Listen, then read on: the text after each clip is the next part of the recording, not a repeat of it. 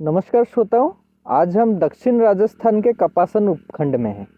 आज हम समाज सेवा के क्षेत्र में प्रयास काफ़ी लंबे समय से प्रयासरत एक व्यक्तित्व से चर्चा करेंगे और उनके अनुभवों को जानने की कोशिश करेंगे। सर प्रणाम। नमस्ते। सर आपका नाम क्या है और आप समाज सेवा के क्षेत्र में कैसे और कब और कैसे आए? मेरा नाम अरुण है और मैं नवाचार संस्थान के साथ जुड़ा हुआ हूँ। ये संस्था पिछले 4 दशकों से समन्वित ग्रामीण विकास के उद्देश्य से काम कर रही है और मैं इस फील्ड में क्यों आया इसके बारे में एक लंबी कहानी है, लेकिन अगर मोटा मोटा कहें तो जिसकी बेवई नहीं फटती है उसको तकलीफ़ का एहसास नहीं होता है। तो मैंने ग्रामीण पृष्ठभूमि में अपने बचपन को जिया है और बहुत करीब से देखा है कि किस तरह से ग्रामीण किशोर को, युवा को और व्यक्ति को परेशानियों का सामना करना पड़ता है, चाहे वो जानकारी नहीं होने से, चाहे वो मार्गदर्शन नहीं होने से या आर्थिक संसाधनों की कमी की वजह से जो परेशानियां आती है, उन परेशानियों को किस तरह से दूर किया जा सके, इस उद्देश्य से मैं नवाचार के साथ जुड़ा हुआ हूँ और निरंतर प्रयासरत हूँ कि समाज में कुछ बदलाव आए और लोगों का जीवन बेहतर हो सके। संस्था का नाम नवाचार कैसे पड़ा? इसमें मुख्य चीज़ जो है वो ये है कि जब इस नवाचार को बनाया गया था तो उसमें ये था कि एक तरफ मॉडर्न टेक्नोलॉजी है, नई नई तकनीकें हैं, साइंस की नई चीज़ें हैं, तो उसकी वजह से कहीं ऐसा नहीं हो कि हमारी सोसाइटी किसी भटकाव की स्थिति में चली जाए। तो हमारी जो विरासत है उस विरासत को हम पहले समझें और हमारी विरासत को समझ के हम जो कुछ कर रहे हैं उसमें किस तरह से कुछ नई चीज़ों को जोड़ के जो हमारे लिए अनुकूल हो और हमारे लिए उपयोगी हो, उसके आधार पे उनको अपनाते हुए कुछ बेहतर कर सके। यही प्रक्रिया जो है ये नवाचार है। कुछ है उसके अंदर, कुछ नई चीज़ों को ऐड करके उसको आगे बढ़ाना है। तो इस सोच के आधार पे इसका नाम नवाचार रखा गया। शुरुआत से लेकर आज तक का सफ़र तय करने में आपकी मूल दृष्टि क्या रही, विजन क्या रही? अगर विज़न की बात करें तो फिर वही बात आएगी कि जो लोग वंचित हैं, जो लोग पिछड़े हैं, जो लोग दबे हुए हैं, उनको ऐसे अवसर प्रदान करना कि वो अपने लिए बेहतर स्थितियां बना सके और ख़ुद अपने जीवन को बेहतर करते हुए समुदाय के लिए किस तरह से अपना योगदान दे सकते हैं उसको वो कर सके। ये मेन उसके पीछे जो सोच थी। जी, तो ये जो आपकी विज़न है, इस दृष्टि को साकार करने के लिए हम देखा है कि संस्था ने बहुत व्यापक क्षेत्र में क्या काम किए हैं। तो आप कौन से वो काम बताना चाहेंगे हमारे दर्शकों को? वो नवाचार संस्था के कौन से वो प्रमुख काम हैं जिस क्षेत्र में काम किए गए हैं? नवाचार संस्थान में जो लोग जिनने बनाया था या जो एग्जीक्यूटिव बॉडी के लोग थे, वो सारे ऐसे लोग थे जिनका सोशल वर्क बैकग्राउंड नहीं था और वो सब लोग लर्निंग बाय डूइंग, नवाचार के बैनर तले ही करते हुए सीखे और सीख के आधार पे जो ज्ञान रहा है, जो सीख और समझ रही है, उसके आधार पे अपने कार्यक्रमों को प्लान करना, समुदाय के साथ बात करना और समुदाय और संस्था की जो टीम थी उनकी दोनों की जो समझ बनती गई उसके हिसाब से चीज़ें इवॉल्व होती गई और कार्यक्रम जुड़ते गए।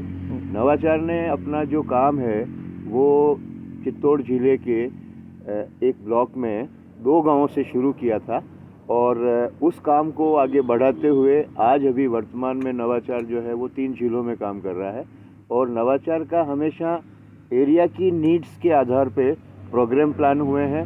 हम कभी भी फंडिंग बेस्ड अप्रोच से नहीं चले हैं कि भाई ये प्रोजेक्ट आ रहा है तो इस पर काम कर लें, उस पर काम कर लें।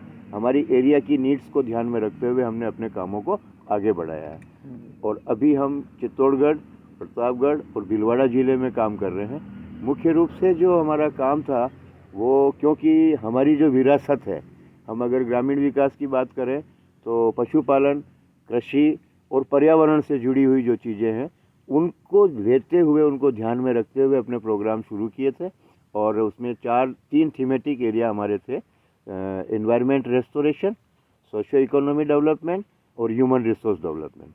तो नवाचार का जो मेन एम्फेसिस है वो ह्यूमन रिसोर्स डेवलपमेंट पे है कि किस तरह से हम मानव संसाधन को विकसित कर दें तो बाकी चीज़ें अपने आप विकसित हो जाएगी, लेकिन उसके साथ साथ ये चीज़ें भी होती रहें तो लोगों की हैबिट्स भी चेंज होती हैं, लोगों की विज़न भी डेवलप होती है और किस तरह से कृषि, पर्यावरण और वानिकी को जोड़ते हुए पशुपालन के साथ इन चीज़ों को आगे बढ़ाया जा सकता है।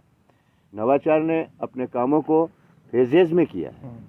फर्स्ट फेज़ में हमने कुछ काम किया, उसके आधार पे जो समझ बनी है, उसके आधार पे हमने महिला और बच्चे हमारी छूट रहे थे तो उनको जोड़ते हुए फिर हमने फोकस करके उसके ऊपर प्लान किया। महिलाओं और बच्चों के मुद्दों पे प्राथमिकता से काम किया।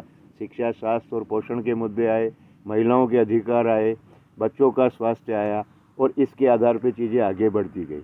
और इसमें हमारा जो मेन एम्फेसिस है वो है कि किस तरह से सरकार के जो उपलब्ध संसाधन हैं उनको मजबूत बनाया जा सके ताकि चीज़ें धीरे धीरे जो है वो सरकार और समुदाय के रिश्ते मजबूत हों और वो किसी बाहरी निर्भरता से दूर हट के अपने स्तर पे अपनी जो भी प्राथमिकताएं हैं, अपनी जो ज़रूरतें हैं उनको पूरा कर सके।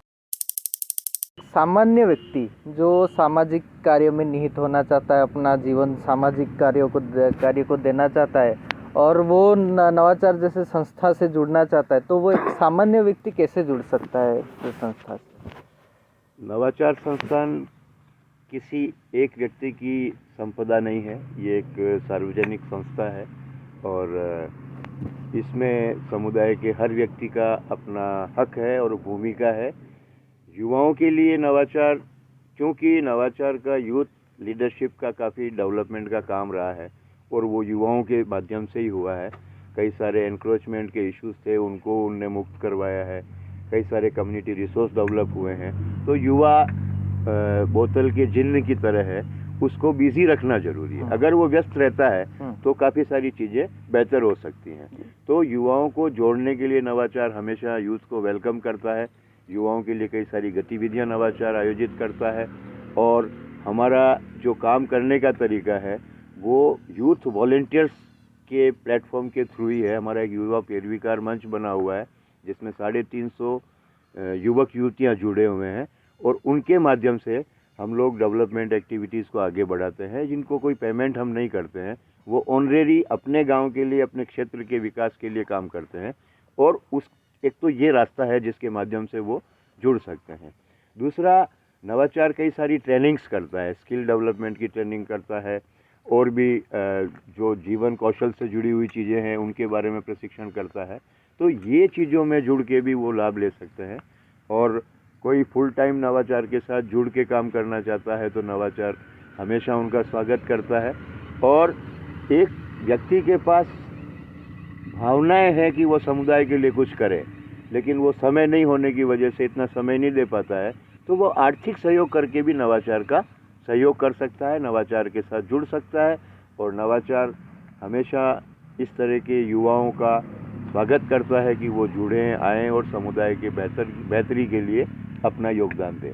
जी, हमने बहुत ही व्यापक विषयों पर चर्चा की, काम नवाचार के इतिहास के ऊपर, युवाओं की भूमिका के ऊपर, क्या क्या युवा और जन साधारण कैसे इस विज़न को अचीव करने के लिए अपना योगदान दे सकते हैं।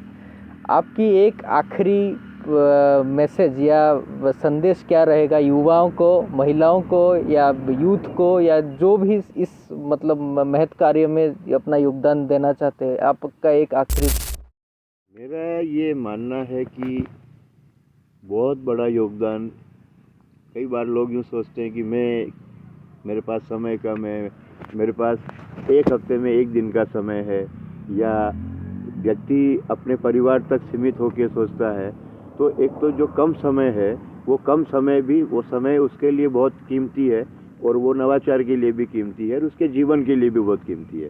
तो जितना भी समय वो अपने लिए, अपने विकास के लिए, अपने परिवार के विकास के लिए, अपने गांव के विकास के लिए, समुदाय के विकास के लिए अगर दे पाता है तो उसको उसके लिए प्रेरित रहना चाहिए और उसको करना चाहिए। दूसरा, महिलाएं जो है वो महिलाएं परिवार की धुरी है। युवा जो है वो समुदाय की, समाज की धुरी है, महिलाएं परिवार की धुरी है। और महिलाएं जो है उनको सबसे पहला काम जो करना चाहिए, मुझे लगता है कि बच्चों के पोषण और शिक्षण पे ध्यान देना चाहिए। और ये सिर्फ महिलाओं के लिए ही नहीं है, हमारी पूरी सोसाइटी के लिए मैं कहना चाहता हूँ कि अगर हम बहुत फोकस्ड वे में बच्चों के ऊपर अगर ध्यान दे दें, बच्चों की शिक्षा, बच्चों का स्वास्थ्य, बच्चों का पोषण और अगर ये कर लें और शिक्षण उनका पूरा हो जाए तो आने वाले 25 साल के बाद हम समाज में एक बदलाव देख सकते हैं, क्योंकि सारे युवाओं बच्चों को अगर जोड़ दिया हमने तो ये जो पीढ़ी आ रही है ये पीढ़ी ही आगे की कार्यकारी है, और ये पीढ़ी अगर स्वस्थ है, शिक्षित है और दक्ष है तो समाज में बदलाव की जो कल्पना है वो साकार होने में समय नहीं लगेगा। अभी हम नवाचार के प्रशिक्षण केंद्र में हैं और हमारे साथ अरुण जी जुड़े हुए हैं सर। तो ये इसके बारे में क्या बताइए थोड़ा, ये यहाँ पे पौधे लगे हैं, यहाँ पे दिख रहे हैं, इसके बारे में थोड़ा बताइए। हाँ, ये हमने यहाँ पे जो स्थानीय स्तर पे जो किसान हमारे साथ जुड़े हुए हैं उनके साथ प्राकृतिक खेती और मिक्स क्रॉपिंग और इसको लेके एक डिमॉन्स्ट्रेशन यूनिट हमने यहाँ डेवलप की है। और यहाँ पे हमने अलग अलग तरह की सब्जियों की फसलें लगा रखी है। इसमें बैंगन है, टमाटर है, मिर्ची है, हल्दी है, रतालू है, अरबी है और गाजर है, सलजम है, चुकंदर हैं। तो एक अलग अलग तरह की सब्जियां हैं जो इस मौसम में उगाई जाती हैं। कुछ हम एक्सपेरिमेंट कर रहे हैं कि इस एरिया में वो होती है भी कि नहीं होती है, कितनी यील्ड आती है। और दूसरा जो है वो हमारे कंजम्पशन पर्पस से और डिस्ट्रीब्यूशन के पर्पस से कि लोगों को इसका टेस्ट पता चले और लोगों में इसके प्रति रुचि बढ़े, इस उद्देश्य से यहाँ पे हमने ये क्रॉप्स लगा रखी हैं। ये बैंगन की फसल है और ये टमाटर हैं हमारे, और यहाँ पे जो है वो मिक्स क्रॉपिंग कर रखी है हमने। धनिया लगा रखा है, धनिया के अंदर अरबी है, अरबी के साथ में चुकंदर वगैरह डाल रखे हैं। ये गाजर है, गाजर के साथ मिर्ची लगा रखी है हमने, और ये बैंगन के पौधे हैं। और यहाँ पे जो है वो हमने धनिया और प्याज साथ में लगा रखा है, और ये इस तरह से ये क्रॉप चल रही है। ये मिर्ची के पौधे हैं हमारे जो अभी लगाए हैं हमने जी। ये इसके अंदर चुकंदर की फसल है ये तो। और ये बैंगन है जो अभी ये हमारे सब्जी के उद्देश्य से हम लोग यहाँ पे बना रहे हैं, वो इसको तैयार कर रहे हैं। और इसी के आधार पे हम किसानों को ट्रेनिंग्स दे के और उनको इसके प्रति उनका रुझान बढ़े और उनको समझ में आए कि जो उत्पादन कम करने की बात करते हैं, देखिए आप बैंगन में कितनी अच्छी फ्रूटिंग हो रही है और टमाटर में देखिए कितनी अच्छी फ्रूटिंग हो रही है। तो यही हम दिखाना चाह रहे हैं, क्योंकि आदमी को सुन के या पढ़ के जितना समझ में आता है उससे ज़्यादा देख के आता है। तो हम यहाँ पे कोशिश कर रहे हैं कि ये इस तरह से इसको लगाया जाए। और ये हमारा है यहाँ पे वेजिटेबल्स का डिमॉन्स्ट्रेशन है हमारा जी। और इसके अंदर हमने बैंगन के साथ में लहसुन लगाया है जी। और लहसुन की ये फसल है हमारी। साथ ही साथ हमने यहाँ पे जो है वो सोशियो एग्रो फॉरेस्ट्री के पर्पस से जी। कुछ फ्रूट प्लांट लगा रखे हैं। ये हमारा एप्पल बेर है जो ग्राफ्टेड है, और इसके साथ में कुछ फॉरेस्ट प्लांट भी हैं हमारे, और ये चीकू का पौधा है। तो हमने यहाँ पे सहजन के पौधे भी लगाए हैं, सीताफल भी लगाया है, और ये जो फ्रूट ट्री प्लांट हैं वो भी लगाए हैं। साथ में दूसरे जो फॉरेस्ट प्लांट हैं वो भी हमने लगा रखे हैं। तो ये जब डेवलप होंगे सारे तो यहाँ से भी कुछ पैसा मिलेगा, और हमारी एग्रीकल्चर और वेजिटेबल का जो हमारा एफर्ट है उससे भी कुछ पैसा मिलेगा जी। तो किसान छोटी जोत में किस तरह से अधिक लाभ ले सकता है, इसको बताने के लिए ही ये सारी डिमॉन्स्ट्रेशन यूनिट हम डेवलप कर रहे हैं। जी। और कुछ हर्बल प्लांट भी हैं जिनसे भी हमें कुछ आर्थिक अर्जन होगा, और वो लोगों के लिए एक प्रेरणा स्रोत होगा कि अगर इस तरह से हम अपने खेत के किनारे पे प्लांटेशन कर देते हैं सोशियो एग्रो फॉरेस्ट्री मॉडल में, तो उससे हमें अतिरिक्त आय मिल सकती है। जी। और ये जो मिक्स क्रॉपिंग वाला जो हमारा पैटर्न है इसको लेके जो है हम आगे भी अपन चल सकते हैं। यहाँ पे हमने मिक्स फार्मिंग की एक प्रयास किया है जी। इसके अंदर मिर्ची लगाया है, मिर्ची के साथ चना है, और चने के साथ में जो है हमने सौंफ के पौधे भी लगाए हैं। तो 3 क्रॉप एक साथ है इसमें। तो एक क्रॉप अगर हार्वेस्ट हो जाएगी तो दूसरी क्रॉप से कुछ मिल जाएगा जी। मान लो एक क्रॉप फेल भी हो जाती है जी। तो उस क्रॉप से जो है वो हमें हमारा जो आर्थिक नुकसान है वो नहीं होगा जी। तो इस तरह का एक प्रयास है हमारा जी। तो ये सौंफ के पौधे हैं और ये चना है।